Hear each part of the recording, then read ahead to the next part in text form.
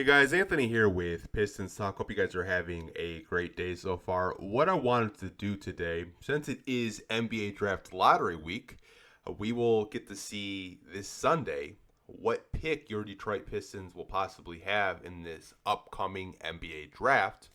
Is wanted to react to this article because it's kind of a guide to look for players that the Pistons could possibly draft. In this upcoming NBA draft. But before we do jump into this article, I wanted to head over to tankathon.com and kind of break down the Detroit Pistons' current percentages and their odds of landing the first overall pick and the possibility of them falling in the draft like we've seen the past 2 years, them getting washed, them getting hosed, getting the fifth overall pick. So let's head over to the Tankathon real quick, and then we'll come back to this article and react to that. So if you head over to tankathon.com, they have this really cool graph. It shows you the 2024 NBA draft pick odds. So you guys can see your Detroit Pistons obviously finished with the worst record in the league this year. They're number one as of right now, as I'm recording this video, pre-draft lottery. And you have a team like Golden State who is 14th on the draft lottery. They would have the last pick in this draft lottery, and they have a less than 1% chance of getting the first overall pick. But hey, crazier things have happened in the draft lottery. So I just wanted to break down the Detroit Pistons odds in this. So as you guys can see, the Pistons have a 14% chance of winning the lottery and getting the first overall pick in this upcoming draft. They have a 13.4% chance of getting the second overall pick, a 12.7% chance of getting the third overall pick, a 12% chance of getting the fourth overall pick, and a 47.9% chance of falling in the draft lottery and getting the fifth overall pick. So, as you guys can see, it is a very high probability that your Detroit Pistons could be getting the fifth overall pick again in this upcoming draft. But I am hoping that they at least get a top 3 pick, because whether you want to draft someone in this upcoming draft, if you're actually in love with the prospect, or maybe you're looking to trade the pick, I think 1 through 3, the Pistons would probably be pretty happy with it. 4 through 5, they're probably just kicking the can down the road, because that would just be such a punch to the gut, because this season was just such a season that I think all of us want to forget as Pistons fans. But did want to just kind of break down the pick odds for you guys. Maybe you guys don't know what the current odds are, but just wanted to educate you guys a little bit more. We're going to head over back to The Athletic to kind of look at the draft guide that James Edwards did write, what prospects which we should be looking at and maybe paying a little bit more attention to. So let's head back over to The Athletic. So I just showed you guys what the Detroit Pistons pick odds are for this draft lottery this upcoming Sunday. And they have a 14% chance to win the lottery, 47.9% chance to fall to fifth. This article does a very good job of explaining which prospects the Pistons could likely take in the event that they win the lottery, get the first overall pick, or they slip all the way to fifth. So we're going to be reacting to that. In the event that the Pistons get the first overall pick, James believes that the Pistons should draft Alex Sarr, 7'1" big, plays in the NBL for the Wildcats. This should be the pick. 100% agree with James on this one. If you win the draft lottery, Alex Sarr should be the only prospect that you look at that you should consider. I've seen some really cute mock drafts having Reed Shepard one. I don't think that'll happen. I've seen Rod Dillingham as high as one. I've seen Zach Richey as high as one. I think if you're the Pistons, this is a guy, if he hits his ceiling, could be a two-way center, and that is something that the Pistons currently need. We talk about consistently the two big lineups. Can it work? Can it not? I think Alex Sarr is probably the type of big that the Pistons currently need. Um, he's able to stretch the floor. He's able to hit a mid-range jump shot. He has a nice post game. He can protect the rim, very quick on his feet. As James mentions in his article, he can stay in front of the smaller guards, and if he's not blocking shots, he's contesting them. 100% yes. If you win the lottery, draft Alex Sarr. Now, I'm not going to get into does he fit with Jalen Duren. I'll let you guys debate that because I think it's a very tiresome debate that I've been talking about probably for the last month and a half. Um, there are two sides of the argument, and I think both sides make 100% sense. But again, I'll let you guys debate whether you think an Alex Sarr and Jalen Duren could coexist. Can they play together? Who starts? Who comes off the bench? Do you trade one? Do you keep one? I don't know. I'll let you guys have those debates, but I do agree with James. If the Pistons do win the draft lottery, you got to draft Alex Sarr, in my opinion. In the event that the Pistons land picks 2 through 3, James had the Detroit Pistons selecting Stefan Castle, point guard, shooting guard, wing, 6'6", 19 years old, went to the University of Connecticut, won a national championship. So shout out to Stefan Castle for that. So I have questions, but it's not about Stefan Castle, and stay with me. My question would be, if you were to draft him, let's say you have the second overall pick and you draft a Stefan Castle. Is Jaden Ivey still on the team? And if he is he coming off the bench? Now, if he's not, then I can understand it, right? You want more of a defensive, let's just say, combo guard next to Cade Cunningham in the backcourt. Sure, I could get behind Stefan Castle. James makes the argument that he could be a secondary ball handler in the NBA. Doesn't really see him as a lead guard, which I tend to agree with. But my one thing with Castle is spacing and shooting. He's not there yet. Now, could he develop into a two-way wing? Sure, he could. But I don't know how long that's going to take.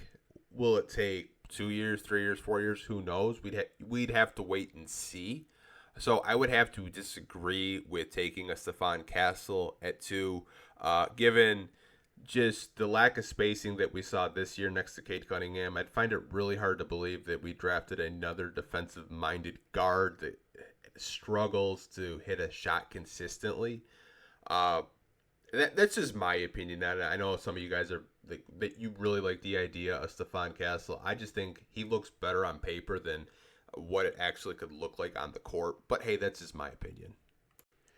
James had the Pistons selecting Cody Williams. He's a 6'8" wing, 19 years old, played at the University of Colorado. Now, this is a pick I can get behind because I really like Cody Williams. James goes on to say that he thinks he could be a high-end role player, which, hey, high-end role players are very valuable. We're watching the playoffs right now. You look at guys like Jaden McDaniels, who I watch Cody Williams and I see a little bit of Jaden McDaniels in his game. I really do. But I think if you're sitting at 3 and, you think that Cody Williams can really pan out and you can untap his potential and he could be another wing at your disposal off the bench for the Pistons, I think this would be a good pick if you're sitting at 3. Personally, I really like Cody Williams. I think he's a prospect where he's all over the place. In some mocks, you see him top 10. In other mocks, you see him like almost fall out of the lottery, which I don't really understand. I think the one thing with talking with, NBA scouts, draft scouts, is they question the self-creation. They question if he could become a knockdown three-point shooter because he didn't really shoot a whole lot of three-pointers in college, but when he did shoot them, they did go in. So I think those are the questions that a lot of, NBA scouts and teams have, but I think if you're at 3 and you're looking for a wing, Cody Williams makes a whole lot of sense to me.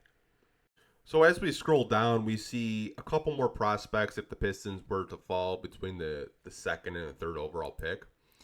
And James had Donovan King, 7'2" center out of Connecticut. He also played with Stefan Castle. Now, here's my thing with King. I think he's going to be a very good center in the NBA. I just question again, where's the priority with Jalen Duren? Do you see him more as a backup center currently?